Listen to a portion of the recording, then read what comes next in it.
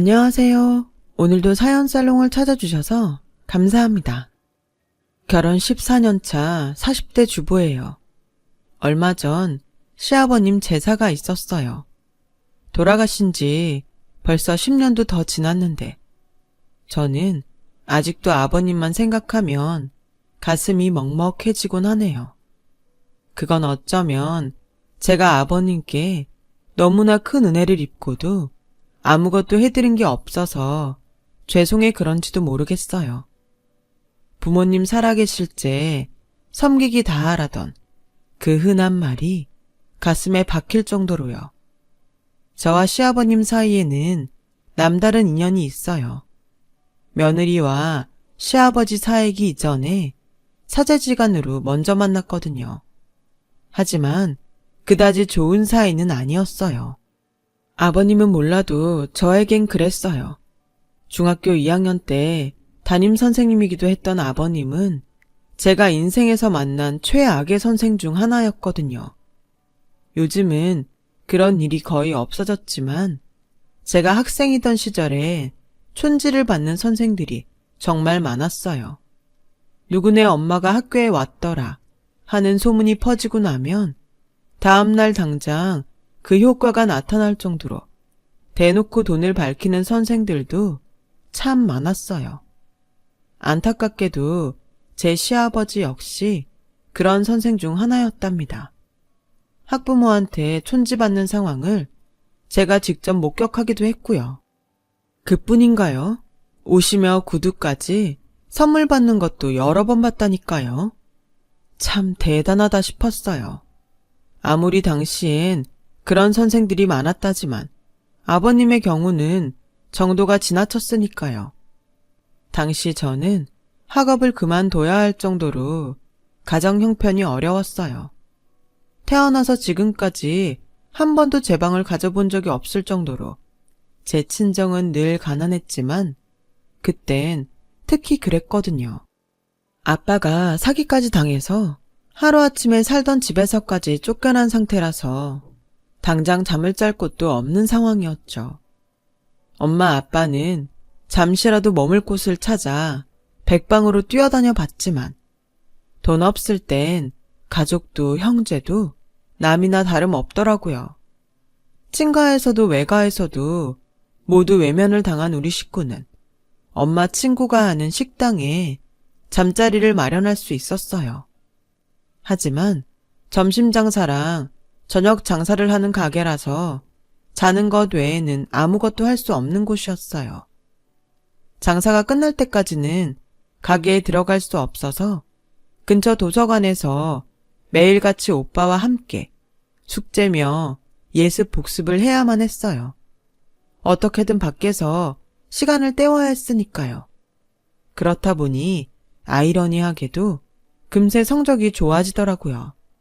그것도 모르고 친구들은 비법이 뭐냐 라고 물었지만 말이에요. 그땐 그렇게라도 잠을 잘 수 있는 공간이 있다는 것에 감사했어요. 하지만 시간이 지나도 우리 집 상황은 나아질 기미가 보이지 않았고 점점 엄마 친구분한테 눈치가 보이기 시작했어요. 잠깐만 지내다 나가겠다고 해놓고선 몇 달을 버티고 있었으니 당연하죠. 결국 상의 끝에 가족들은 뿔뿔이 흩어지기로 했어요. 아빠는 원형어선을 타게 되었고 엄마는 입주 가정부로 들어가게 되었죠. 문제는 오빠와 저였어요. 아직 학생 신분이라 취직을 할 수도 없고 그렇다고 학교를 다닐 형편도 아니었으니까요. 엄마는 친구분께 우리 남매가 지낼 월세방 보증금을 마련할 때까지라도 우리를 가게에서 지낼 수 있게 해달라고 부탁을 하셨고 덕분에 오빠와 저는 가게에서 좀 더 머물 수 있었어요. 하지만 학교에 다니자면 도시락도 싸가야 하고 준비물에 차비까지 돈이 한두 푼이 들어가는 게 아니잖아요. 물론 엄마가 보내주고는 있지만 그 돈으론 턱없이 부족해서 오빠와 저는 학교까지 걸어서 다녀야 했어요. 끝도 보이지 않는 가난에 저는 학교를 그만두고 일을 해야겠다 마음먹었죠. 그래서 당시 담임이던 아버님을 찾아가선 상황 얘기를 하고 자퇴를 하고 싶다고 했더니 글쎄 뭐라는지 아세요? 건방진 소리 그만하고 돌아가. 쥐콩만한 게 돈 버는 게 그렇게 쉬운 일인 줄 알아? 가서 공부나 해. 창피함을 무릅쓰고 저희 집 사정까지 솔직하게 말한 제게 담임은 별것 아니란 투로 호통을 치더라고요. 제 입장이 돼보지도 않았으면서 함부로 판단하고 단정짓는 모습에 너무 화가 나서 저는 하지 말아야 할 말까지 해버리고 말았어요. 선생님은 쉽게 벌잖아요. 저도 다 봤어요. 학부모들한테 돈 봉투에 옷에 신발까지 받는 거 다 봤다고요. 선생님은 그렇게 쉽게 벌면서 왜 저는 못 벌 거라고 단정 지으세요? 전 그렇게 못 믿어오시면 돈 버는 법 선생님이 직접 가르쳐 주시던가요. 그거 선생님 전문이잖아요. 버럭 지르긴 했지만 말이 끝나기도 전에 덜컥 겁이 나더라고요. 당시엔 지금과 달리 체벌도 빈번히 이루어지던 때라 이 정도 상황이면 따귀를 맞아도 이상하지 않았거든요. 그런데 글쎄 제 걱정과 달리 담임이 깔깔대며 배를 잡고 웃지 뭐예요. 그러더니 은행 계좌를 물으시더라고요. 엄마한테 용돈 받는 통장 있을 거 아냐? 네 거든 오빠 거든 아무거나 불러봐. 얼떨떨한 상황에 저는 담임한테 계좌번호를 적어드렸고 며칠 뒤 그 계좌로 꽤 큰 돈이 입금되었어요. 놀랄 거 없어. 학교마다 가정 형편이 어려운 학생들한테 지원하라고 나오는 지원금이란 게 있거든. 매달 15일에 입금될 거야. 네 가정 정도면 받을 사유가 돼서 지급된 거니까 마음 편히 써. 너 말고 다른 친구들도 받고 있으니까. 그렇게 받기 시작한 지원금은 제가 고등학교를 졸업할 때까지 나왔어요. 물론 그 사이에 아빠가 보내준 돈으로 엄마와 우리 남매는 작은 월세방을 얻을 수 있었고 고등학교를 졸업한 오빠가 취업을 하면서부터는 생활이 더 안정되어 갔어요. 제가 고등학교를 졸업할 무렵 우리는 온 가족이 한데 모여 살게 되었죠. 그리고 저 역시 실업계 고등학교를 졸업한 뒤 직장에 취직을 했어요. 랩을 만드는 회사인데 저는 격리과 막내로 들어가 일을 배울 수 있었죠.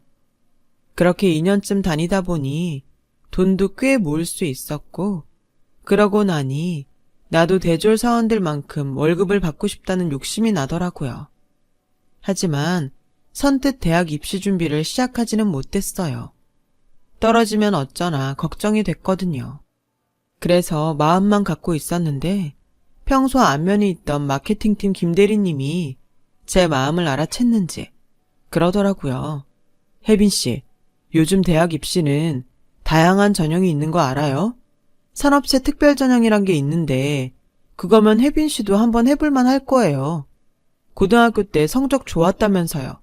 자격증도 꽤 많고 1년 이상 회사 근무 조건도 충족되는데 뭘 망설여요. 그 말에 가슴속에서 뜨거운 무언가가 끓어오르는 것 같았어요. 김대리님 말대로 왠지 그 전형으로 응시하면 합격할 것 같았거든요. 그래서 부모님께 말씀드렸어요. 그동안 직장 생활하면 모아둔 돈도 있고 장학금 딸 자신도 있어요. 그러니까 허락해 주세요. 내 힘으로 대학 졸업할게요. 엄마는 내심 걱정이 되는 듯 했어요. 요즘처럼 취업이 어려운 시기에 대학 졸업해서 취업에 성공한다는 보장이 없었으니까요. 게다가 제가 비록 격리과 직원이긴 해도 회사가 규모도 있고 업계 상위 기업이라 안전하기도 했거든요. 그런 안정된 직장을 버리고 기껏 모은 돈까지 쓰며 모험을 한다는 게 엄마는 마음에 들지 않는 모양이었어요. 그래서 안 했으면 하더라고요. 엄마, 한 번뿐인 인생인데 내가 선택한 인생 살아보면 안 돼? 난 실패하는 것보다 나중에 후회할 게 더 겁이 나. 그러니까 허락해줘. 나 정말 자신 있어. 엄마는 끝까지 불안한 눈치였지만 오빠가 힘을 실어준 덕에 저는 이듬해 대입시험에 응시할 수 있었어요. 그리고 제가 원했던 대학에 당당히 입학할 수 있었죠. 남들보다 많은 나이에 대학생이 되고 보니 어린 친구들처럼 마냥 캠퍼스 낭만을 즐길 수는 없겠더라고요. 그래서 학교를 다니는 내내 알바를 하며 용돈과 책값을 벌었어요. 학비는 장학금과 그간 모아두었던 돈을 헐어서 충당했고요. 등 떠밀려 하는 공부가 아니라 내가 원해서 하는 공부다 보니 나를 세고 해도 그렇게 좋을 수가 없었어요. 레포트에 팀 과제까지 과 동생들과 지지고 볶으며 지내다 보니 어느새 4년이 후딱 지나가더라고요. 그렇게 저는 대학을 졸업하게 되었고 이전에 다니던 회사에 당당히 합격해 대졸 신입사원으로 입사하게 되었어요. 제게 용기를 주었던 김대리님은 그 사이 마케팅팀 팀장이 되었더라고요. 얼마 뒤 로테이션 기간이 지나고 저는 마케팅팀의 지원에 김 팀장님과 함께 근무하게 되었어요. 처음엔 대학에서 배운 내용들이 현실과 많이 동떨어져서 실수도 많았지만 시간이 지나면서 조금씩 적응을 하게 되었어요. 그러는 사이 김 팀장님과도 많이 가까워지게 되었고 얼마 뒤부터는 비밀 사내 연애를 시작하게 되었어요. 결혼 정년기에 들어선 저와 이미 그 시기를 넘긴 김 팀장님은 2년간 비밀 연애를 한 뒤 제가 대리를 달고 얼마 뒤 결혼을 하기로 결정했어요. 당시 예비 시아버지께서는 학원을 운영하고 계셨는데 버는 돈보다는 쓰는 돈이 더 많은 분이라고 했어요. 우리 아버진 예전부터 버는 것보다 남 퍼주는 게 더 많은 분이셨어. 돈 욕심이 없는 분이시거든. 우리 어머니도 참 대단한 분이신 게 그런데도 한 번도 아버지한테 돈 벌어오라고 타박하신 적이 없다는 거지. 그런 의미에서 환상의 짝꿍이랄까? 앞에서는 웃어 보였지만 솔직히 속으론 아, 설마 팀장님도 아버님 닮아서 경제력이 떨어지면 어쩌지? 이런 걱정을 했어요. 제가 어려서부터 너무 어렵게 살았던 터라 돈 문제에 좀 민감한 편이거든요. 어린 시절 겪었던 가난을 다시는 겪고 싶지는 않았으니까요. 젊어서 고생은 사서도 한다지만 고생도 고생 나름 아니겠어요? 그래서 도대체 시아버지는 어떤 분이실까 궁금했었는데 글쎄, 선생님? 바로 중2 때 담임 선생님이더라고요. 학부형한테 촌지도 받고 그 밖에 금품도 심심찮게 받던 그 담임이요. 남편이 말했던 것과는 완전 다른 유형의 사람이었죠.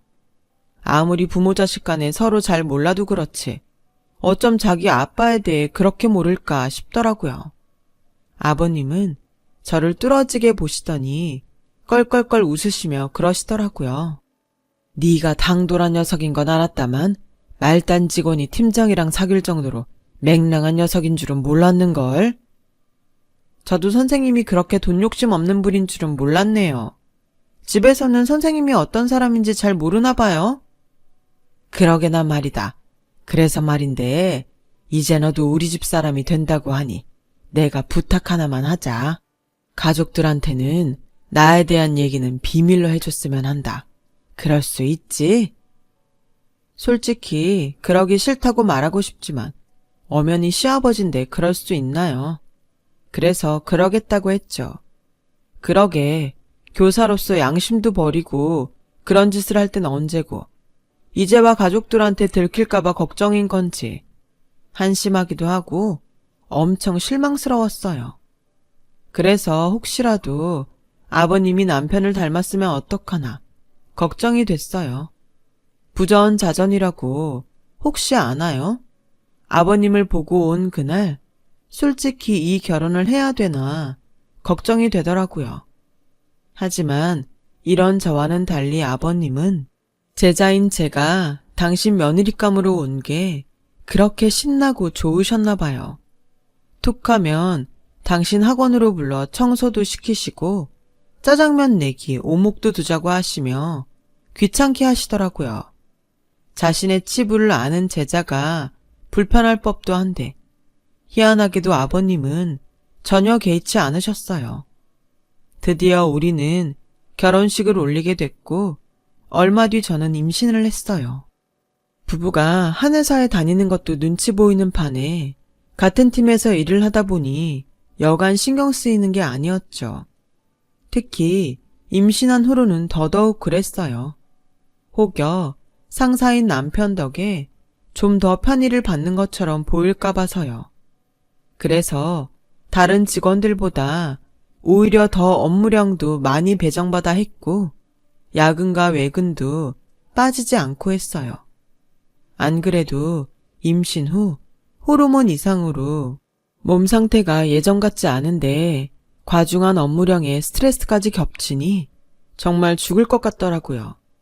그런데 하필 모처럼 칼퇴를 하게 된 그날 아버님 호출이 있었지 뭐예요. 남편은 야근을 해야 해서 저만 혼자 아버님 학원으로 갔는데 원장실 문을 열자마자 핑그르 하더니 그대로 정신을 잃고 말았지 뭐예요. 눈을 떠보니 병원이었어요. 아버님이 제 침상을 지키고 계셨어요. 저와 눈이 마주치시자 눈물이 고인 채 말없이 제 손을 잡아주시더군요. 임신 초기라 착상이 잘 되도록 무리를 하지 말았어야 했는데 회사 일로 몸을 너무 혹사시켰던 탓에 유산이 되고 말았다더군요. 아버님께 그 말을 전해 듣는데 눈물이 하염없이 흘렀어요.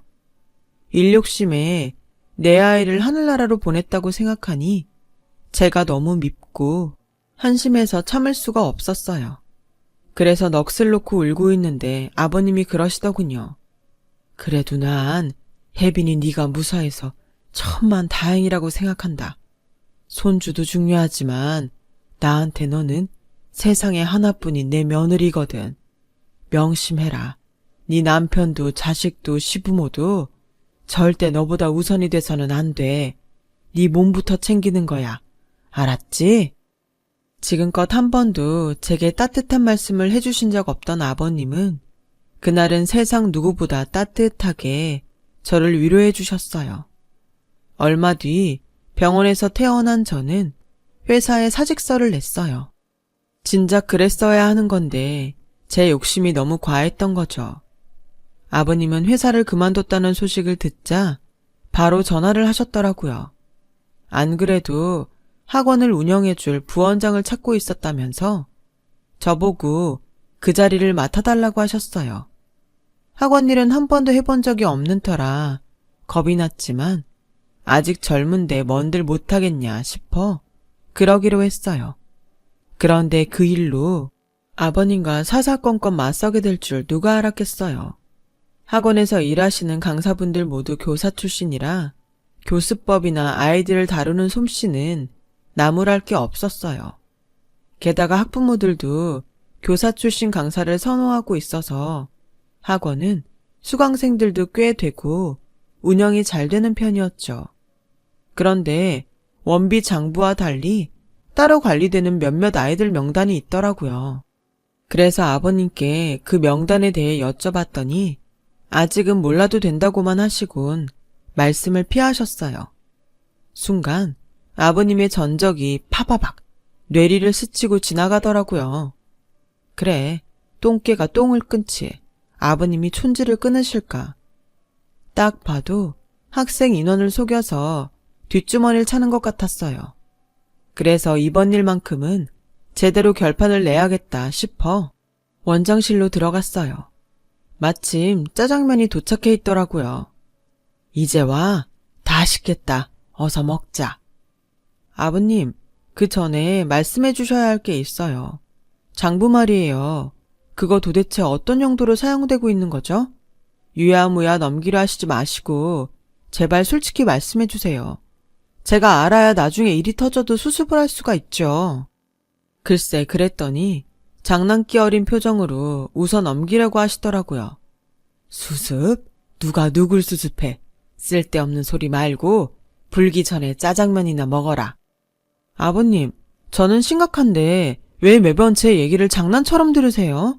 담임 선생님일 때도 그러시더니 저는 그때도 지금도 정말 절실한 심정으로 아버님을 찾아온 거라고요. 그런데 어쩜 이러세요?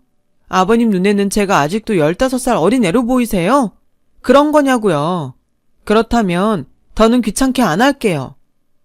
저는 그 길로 원장실을 나왔어요. 제 딴엔 아버님이 걱정돼서 도와드리려고 했던 건데 이런 식으로 장난치듯 대하시니 약이 올랐어요. 그래서 성질을 내곤 그렇게 돌아서 나온 거였는데 그게 아버님과의 마지막이 될 줄 누가 알았겠어요. 수업을 마친 학원 강사가 원장실 문을 열었다가 의자에 앉은 채 그대로 잠든 아버님을 발견해 119를 불렀지만 이미 숨이 멈춘 후였어요.